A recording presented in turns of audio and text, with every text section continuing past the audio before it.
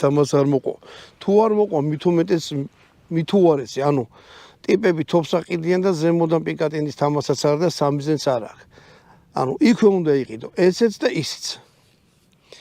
კაია, როცა თოფს ბევრი ოფციები აქვს და სხვადასხვანაირ რაღაც გაკეთება შეგიძლია, მაგრამ წარმოებელს უთხრა, რატომ მაძალებ, რომ ეს იყიდე. ხო, შენ გამიკეთე, რომ ყიდვის შემთხვევაში პირდაპირ თოფი გამოვიყენო. და მე უკვე საშუალება მომეცი, რომ ზემოდან რაღაცები დავაშენ, ვან ჩემით მოხსნა.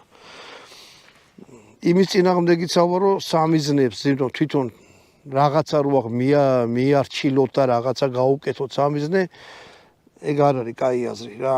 კაი, მოდი ახლა ეგ იყო ცუდი, რაც მე მგონია რომ არ უნდა იყოს ტოფებში რა.